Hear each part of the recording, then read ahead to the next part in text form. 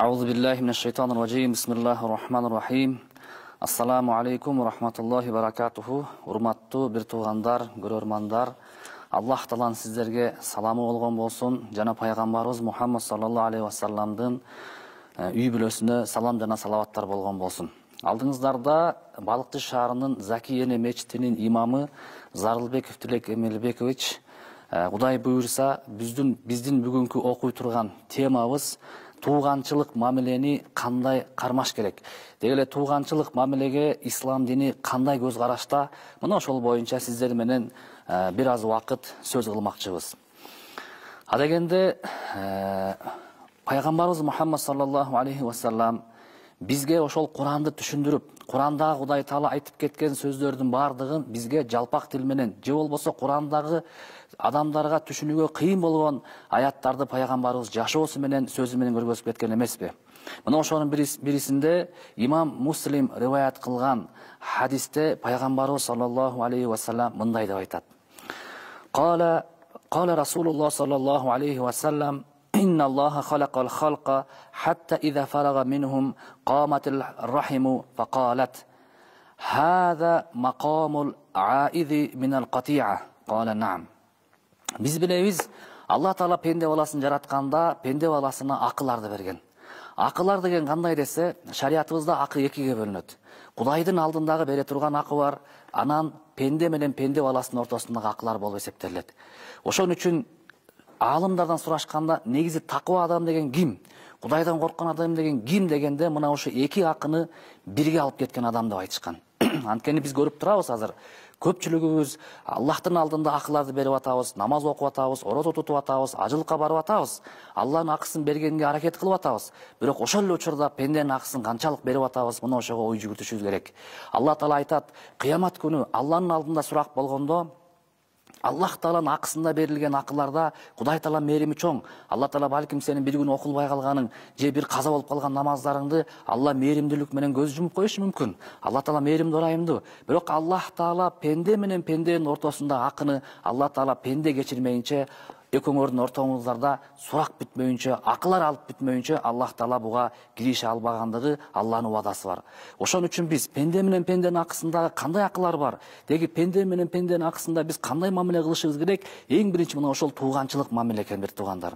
Ошон үчүн пайгамбар бул хадисте айтат, качан Аллах Таала бардык ааламны жаратып бүткөндөн кийин, бардык ааламдардын жаратуусу бүткөндөн кийин, анан тууганчылык мамиле деген нерсени жаратты дейт. Мына ошол тууганчылык мамиле деген нерсени жаратып туруп, ага жан салды дейт. Мындайча айтканда ага адам кейпинде кылып сүрөттөп жаратты дейт. Мына ошентип жараткандан кийин ошол тууганчылык мамиле адам кейпинде болуп туруп, Аллах Тааланын алдына келип мынтип айтты: "О жараткан Алла, тууганчылык мамиле деген менмин. Ошол тууганчылык мамилени үзгөн адамдардан кача турган жер барбы? Мына ушул жерби мен качып турайын" деп айтты дейт. Ошондо Аллах Таала: "Наам, ооба, сен турган жер тууганчылык мамилени үзгөндөрдөн качып кутулуп, алардан качып барып тура турган жер" деп айтты. "Ама тардайна ан асила мин васалаки ва aqta'a man qata'aki?" Qalat bala.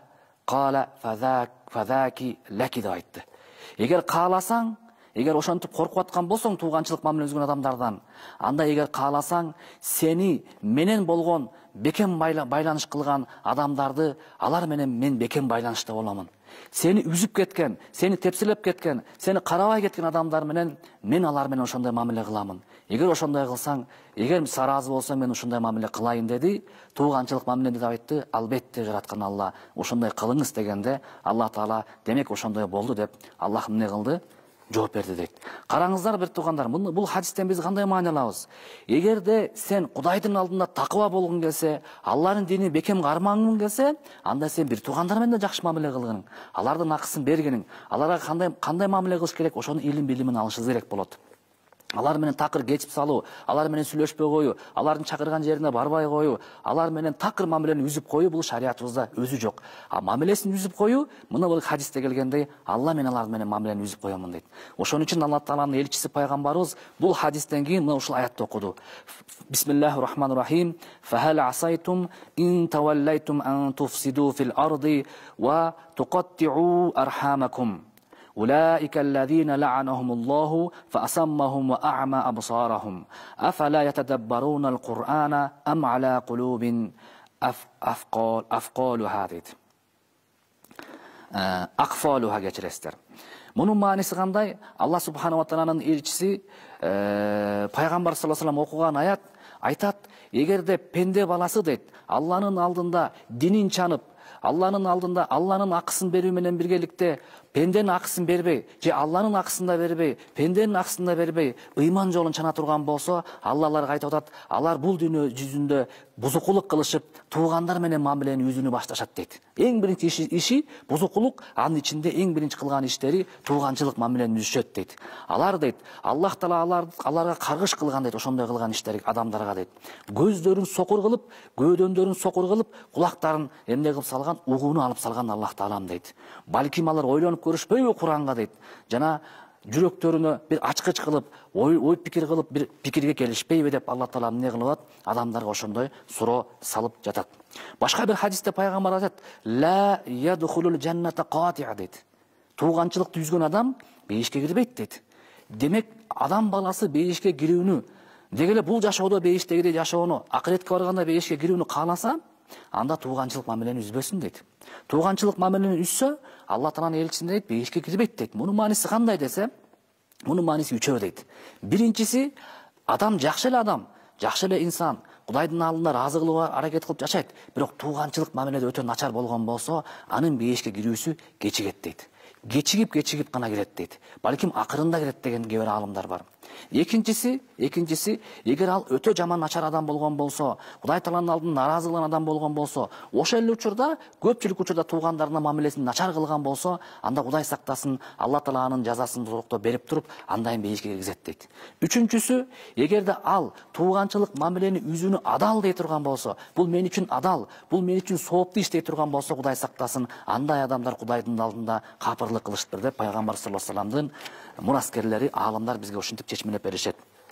Башка бир хадисте Пайгамбар саллаллаху алейхи вассалам айтат: "Qala sami'tu Rasulullah sallallahu aleyhi ve sellem yaqul man sarrahu an yubsata alayhi rizquhu aw yumsa fi atharihi falyasil rahimahu" deyт. Пайгамбар саллаллаху алейхи вассаламдын сахабасы Анас бин Малик мынтип айтат: Пайгамбар саллаллаху алейхи вассаламдан уктум дейт. Эгерде кимде ким анын жашоосундагы ырыскысы кенен болгон болсо дейт. Ким жашоосунда ырыскысын кенен кылгысы келсе, жана ошондой эле өмүрүн узарткысы келсе дейт, ал туугандары менен жакшы мамиле кылсын дейт. Бир туугандары менен жакшы мамиле болууда, туугандары менен аласа бересөөдө, туугандары менен чакырык барып келүүдө, дегеле туугандарга жакшы мамиле кылуу, Пайгамбар айтат, анын ырыскысы кең болушуна бир береке болот дейт. Анын жашоосу узун болот дейт. Бирөө сурашы мүмкүн. Баланча деле адам туугандарына жакшы мамиле кылган, өтө жакшы инсан болгон, бирок азыр эле жашап өлүп калбадыбы дейт да. Кана жашоосу узарганы дейт. Кана анын ырыскысы узарганы деши мүмкүн. Алымдар айтат, Аллах таала мунун маанисинин бирөөсү дейт. Бул ал кыска жашаса деле, анын ошол кыска жашоосунда көп жашаган адамдын ырыскысын берип койгон учур болгон дейт. Жана ошондой эле ал кайтыш болуп кеткен, бирок анын жашоосу азыр деле улангандай Алла таала жашоосуна береке берип коет дейт. Мындай болуусуна эч кандай шек дагы, күмөн дагы жок. Акыркы биздин хадисибиз, Пайгамбар саллаллаху алейхи вассаламга бир адам келди. Бул хадисти айтардан мурун бир суроого жооп берип коеюн. Бирөө айтышы мүмкүн: "А мен жакшы эле мамиле кылам, жакшы эле мамиледемин, бирок алар мени четке кагышат, мени жаман көрүшөт, мени урушат, мени сөгүшөт, мындай деши мүмкүн." Ошого биз кантип жооп беребиз? Ошого карабастан жакшы мамиле кылабыз керекпи? Дей турган болсок, биринчи жалпак тил менен айтып көрөлү. Туугандар менен мамиле кылууда колуңан келишинче аракетиңди кыла бер. Өзүңдү чарчатпа, өзүңдү кыйнава. Канчалык колуңан келет, канчалык чекке чейин баргың келет, ошого чейин бар. Андан ашык сен өзүңө кыйынчылык туудурба. Балким кээ бир адамдарга саламдашуу гана колунан келиши мүмкүн. Кээ бирөөнө үйүнө конокко баруу колунан келиши мүмкүн. Кээ бирөө тууганчылык мамиле менен ооруп калса зыярат кылуу менен келиши мүмкүн. Колуңан келген нерсени кыла бер. Колуңан келбейби? Кудай таала аны сага жүктөбөйт. Балким колуңан келсе нерсени аракет кыла бер. Экинчиси, туугандары жок адамдар менен сүйлөшүп көр. Бирөөнүн тайкеси жок, бирөөнүн таятасы жок, бирөөнүн чоң атасы жок, бирөөнүн ата энеси жок. Ошолор менен сүйлөшүп көрчү. Алар эмне деп айтат сага? Алар жок нерсени, ошол өзүндө жок нерсени айтып берген учурда сен элестеткениң ошол адамдар менде бар экен деп.